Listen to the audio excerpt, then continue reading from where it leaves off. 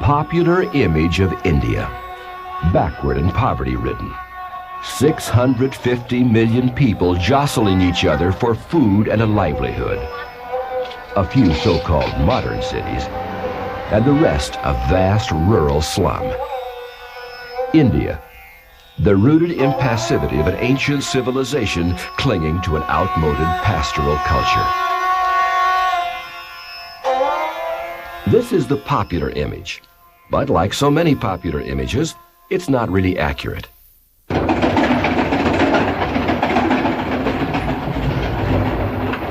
The people may be poor, but they are self-sufficient. They are reasonably well-fed and simply but adequately housed. They don't have much of the technology that passes for civilization in the West, but then they don't have many of our problems either. What they do seem to have is a peaceful and satisfying outlook on life that is all too often missing from our own culture. But Westerners tend to see this contentment as laziness. They mistake the simplicity of the people for ignorance. Westerners, beginning with the British, have been trying to change India for centuries. Yet today, little has changed. Most of the population still lives in the vast countryside, and they live much the same as they have in the past, a past that stretches back thousands of years.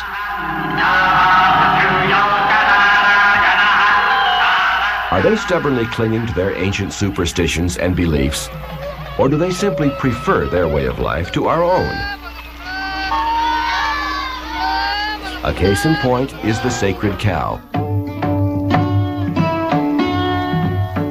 Though it sometimes seems the whole country is overrun with animals, Hindu India will neither kill nor eat her cattle, the native humpback zebus.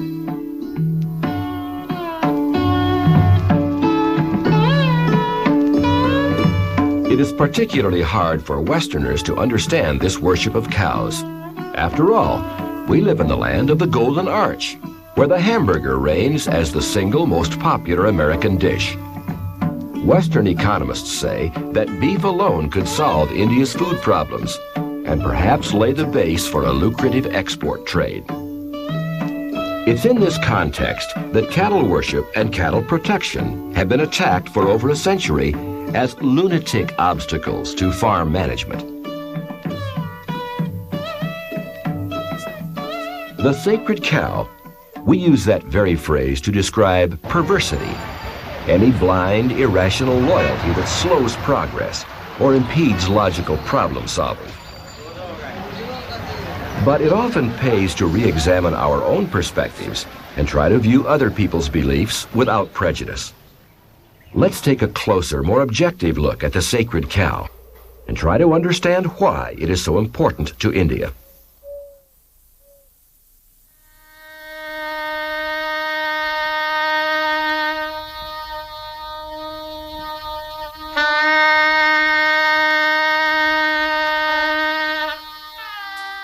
To begin to understand the zebu cattle controversy, it's necessary to go into the countryside, for India is fundamentally rural.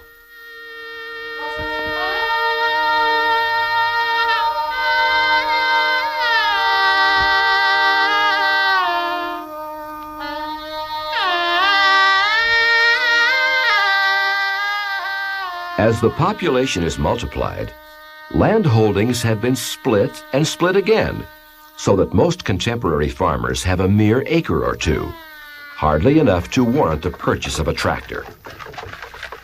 And even if the farming plots were increased to the point where tractors became cost-effective, they would be useless because of India's unique weather. As soon as the monsoon rains have softened the cracked earth, it must be plowed and planted. Even a day's delay in planting can greatly reduce the yield because of the searing heat that soon ends the growing season. Under such conditions, bullocks are ideal, for they can plow wet soil without overly compacting the earth, as tractors do. As in family farms everywhere, the whole household must work. And in India, most work is still done in the traditional labor-intensive way. The staples are wheat and rice, For all good Hindus and many Muslim and Christian Indians as well are vegetarian. Their main source of animal protein is milk and its byproducts.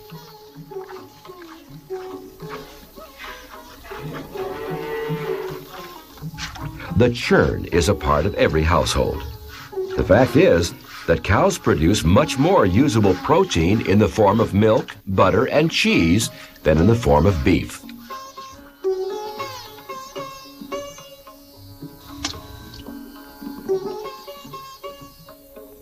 It takes 7 times more acreage to produce a pound of beef than it does to produce a pound of milk. For India, with its already strained resources, the allocation of so much more acreage for the production of beef would be disastrous. Modern reformers have contended that the introduction of new intensive farming techniques would increase the total yield per acre, so that eventually beef could be introduced into India's diet.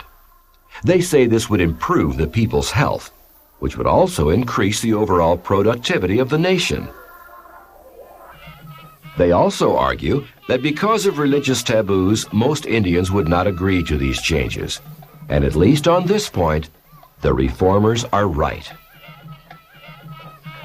Cow slaughter and meat eating are strictly prohibited by India's ancient scriptures. These scriptures, called the Vedas, date back some 5,000 years and are acknowledged to be the oldest written religious teachings in existence. They are also the most elaborate.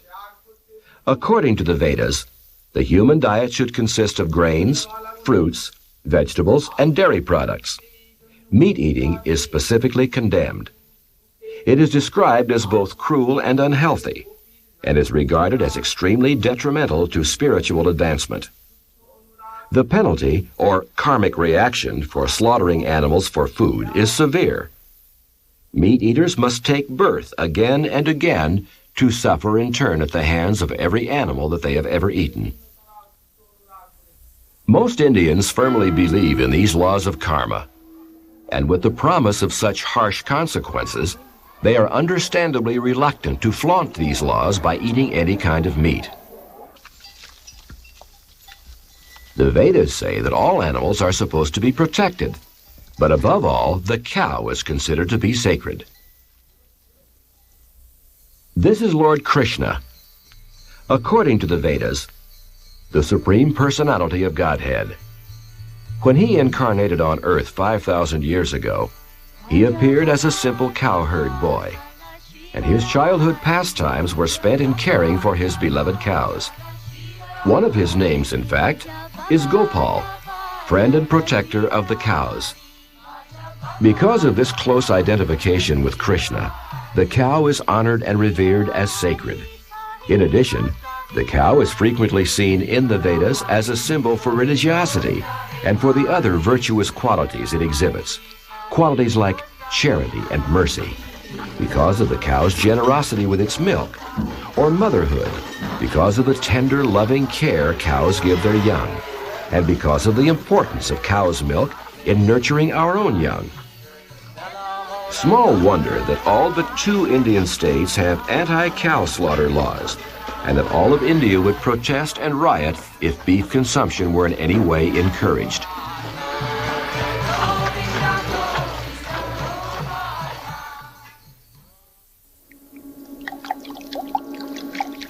But putting religious and moral considerations aside for the moment, there is still a controversy, even in the West, as to whether meat eating is actually healthy. India certainly has its health problems, mainly due to urban overcrowding and inadequate sanitation and medical facilities. But it is interesting to note that high blood pressure, heart disease, arthritis, and cancer, the greatest medical problems of the West, are almost non-existent in India.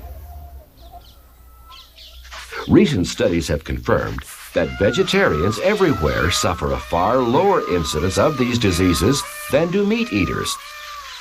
However backward we may consider rural agrarian India, Perhaps we should not be so eager to inject our own unsolved problems into that simple but basically self-sufficient lifestyle.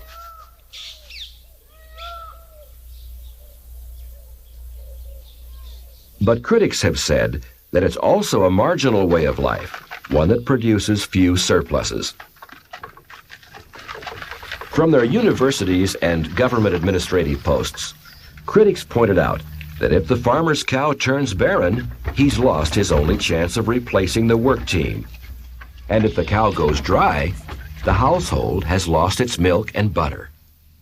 Fortunately, in reality, the situation is somewhat less precarious. Neighbors of the same village share their food freely, and if one family loses its cows or bullocks, friends and relatives will lend their animals to help out.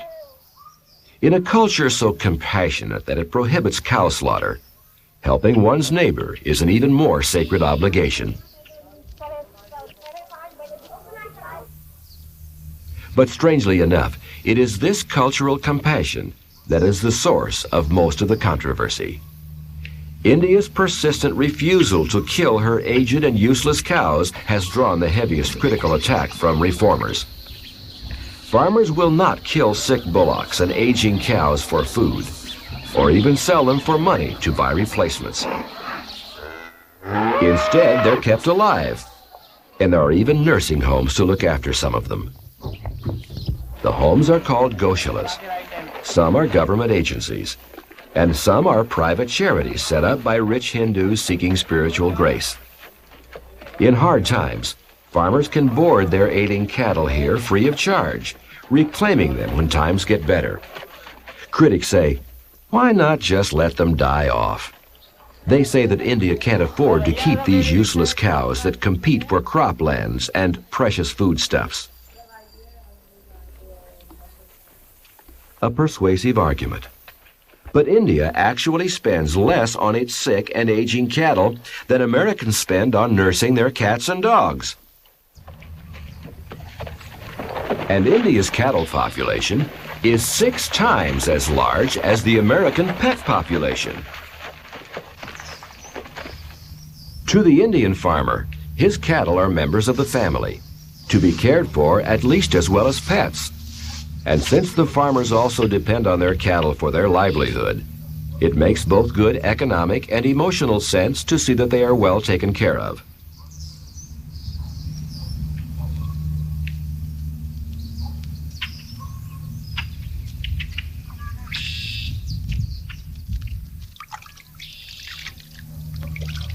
In the slack time between harvest and the next planting, the cattle are washed and groomed the way proud owners clean and polish the family car on weekends.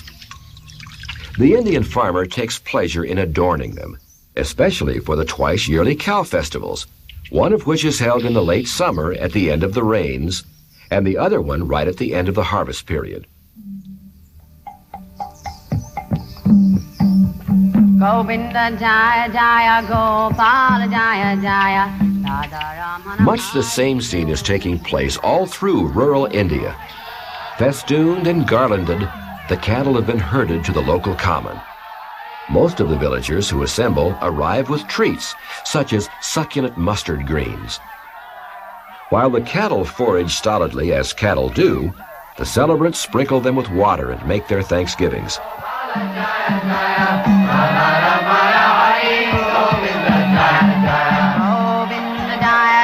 Gopala Jaya Jaya Radha Ramana Hari Govinda Jaya Jaya Govinda Jaya Jaya Gopala Jaya Jaya Radha Ramana Hari Govinda Jaya Jaya Govinda Jaya Jaya Gopala Jaya Jaya Radha Ramana Hari Govinda Jaya Jaya Govinda Jaya Jaya Gopala Jaya Jaya Radha Ramana Hari Govinda Gopala Jaya Jaya Radha Ramana Hari Govinda Jaya Jaya Govinda Jaya Jaya Gopala Jaya Jaya Radha Ramana Hari Govinda Jaya Jaya Govinda Jaya Jaya Gopala Jaya Jaya. Our Western culture looks with revulsion at people who cook and eat their cats and dogs. We shouldn't be surprised that most of India feels the same way about anyone who would cook and eat a cow. But critics say that India cannot afford this luxury. They've been saying that if India will not eat the cow will eat India. And on the surface, it would seem to be true. India has over 200 million zebus, 1/5 of the world's cattle. With so many animals in competition, they say not even the healthy ones get enough to eat, at least by Western standards. Exasperated critics have been saying it for a century. If only India didn't worship the cow. If only we could get rid of all the useless animals. Many still say it. But about 15 years ago, investigators began to re-examine the whole system of cow protection. What they found was that for India, the protection of cows and bullocks is not only useful and practical, but actually essential to the nation's economy. For in fact, cattle are India's greatest natural resource. They consume only grass, which grows everywhere, and yet they produce not only essential nutrition, but fertilizer, fuel, and more power than all of India's generating plants.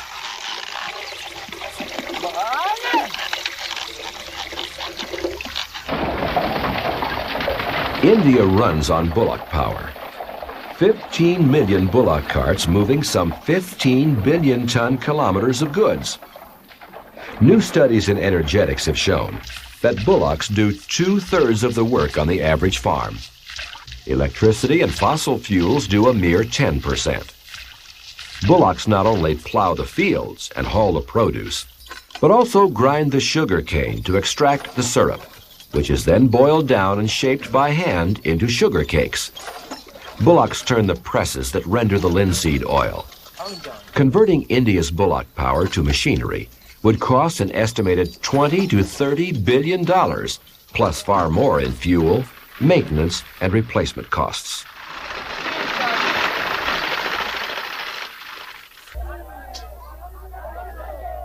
And even a zebu cow gives an efficient quantity of milk, considering its low upkeep cost.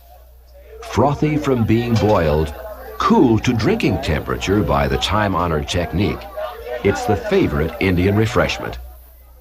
Farmers' cheese and sweetmeats made from milk solids are other popular delicacies.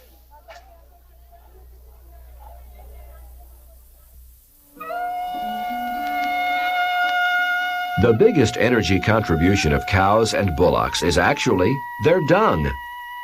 India's cattle produce 800 million tons of manure every year.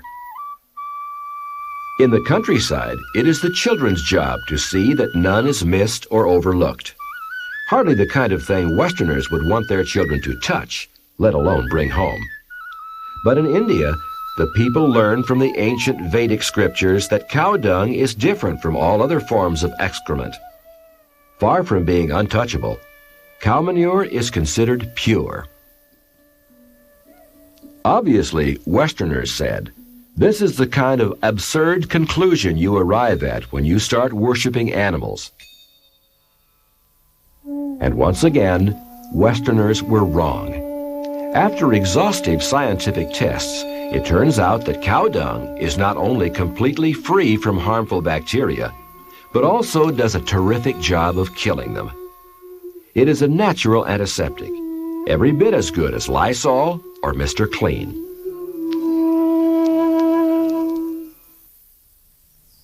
But most of the cow manure is plowed in as fertilizer at no cost to the farmer or to the world's fossil fuel reserves. The remainder is used for fuel. It's odorless and burns without scorching, giving a slow, even heat.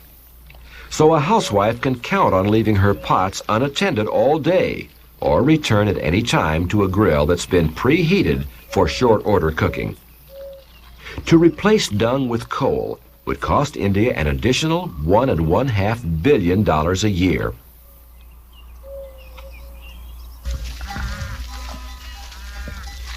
Set out in terms of the energy equation, India's cattle culture begins to look far more economical and attractive. Those who so strongly advised changes in the past are now less certain. Time after time, they've seen their hopeful solutions undone by the hard lessons of practical reality.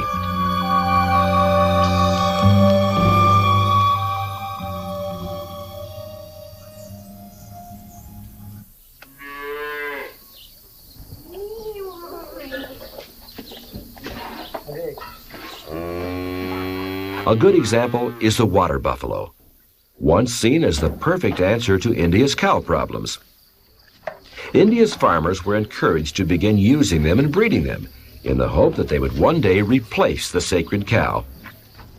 Water buffaloes are not held sacred, and they are an abundant source of milk. But water buffalo must wallow once a day and are unable to survive where water is scarce. This is no small drawback in India. The water buffaloes did prove to be heavier and stronger than the zebus, but to the farmers, this just meant providing more feed. Like the American muscle cars of the 50s and 60s, the water buffaloes were no match for the lightweight economy models, the trim, fuel-efficient zebus.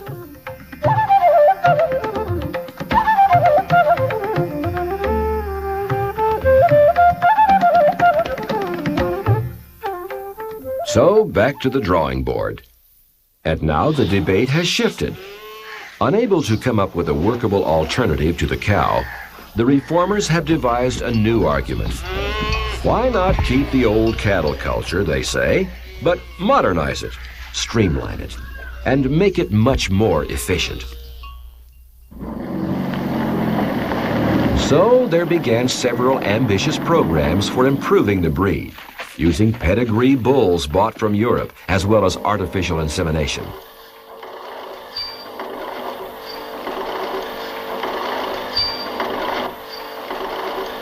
But there were problems, and with the benefit of hindsight, it is easy to see why. The new hybrids couldn't work until they died of old age. They had no hump of survival to last out droughts and famines, and they didn't come dirt cheap. The new hybrids did give 3 or 4 times as much milk as the zebus, but this too turned out to be a problem, because there was no efficient way to distribute the milk to India's widespread population. India's old-fashioned system of distribution is highly decentralized, primitive by Western standards. Again, the solution seemed simple. With pasteurization, bottling plants, and other sophisticated Western methods of distribution, everyone in India could have fresh, uncontaminated milk, as we do in the West. In their zealous pursuit of efficiency, the reformers even set up experimental automats to dispense skim milk powder, milk, and cream. And behind all these efforts at modernization was an unstated belief. People would soon begin to appreciate the abundant rewards bestowed by these new Western deities, technology and efficiency, and cow worship would eventually disappear.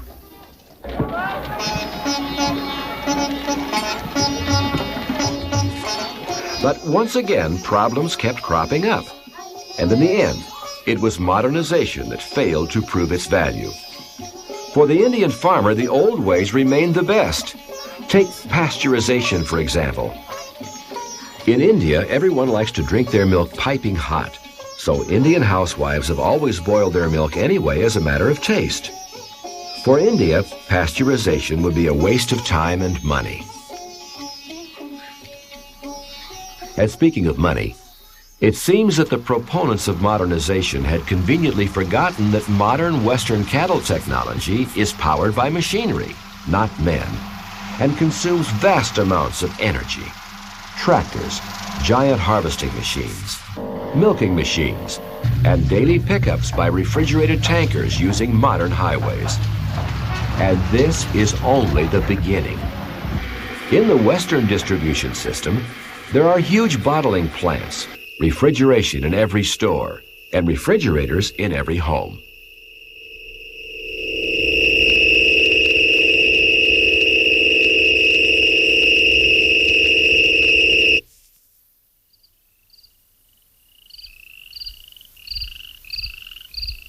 With India's searing climate, refrigeration costs alone would make the milk too expensive for 95% of India's population.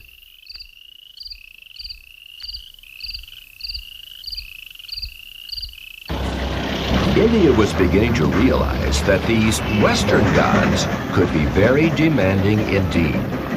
They gobbled land, energy, and money at an alarming rate.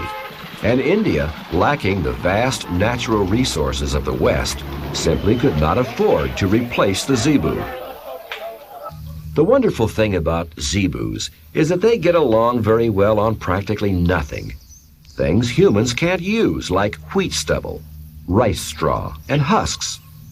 Far from being useless and impractical, the zebu is an efficient, natural recycling machine. Indeed, it is something of a miracle.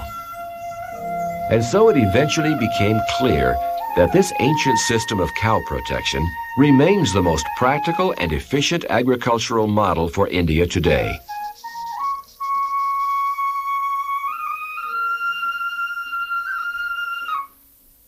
But it was not just economics that decided the fate of India's cows.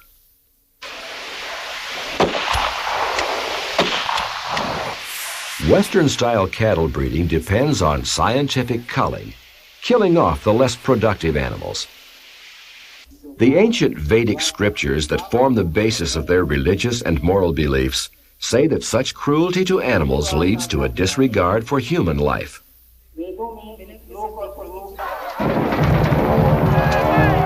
Historical evidence would seem to confirm this.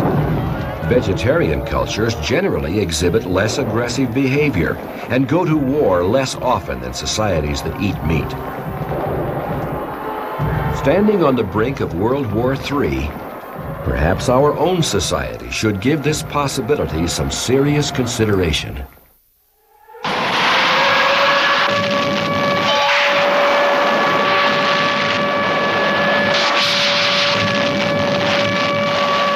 In fact, there are many ideas in the ancient Vedas that should merit our serious attention. Of course, like most people, we naturally tend to think of our own country and way of life as being the best. We point to our great standard of living and to the fantastic achievements of our science and technology, and conclude that this is how everyone should live. But we neglect to mention the nightmares that come with the American dream. Pollution, drug abuse, crime, and a host of new medical problems like cancer, heart disease, and high blood pressure. We also have to contend with rising suicide rates caused by increased anxiety and depression. The problem is that in filling our bellies so well, we've neglected to provide sufficient nourishment for the soul.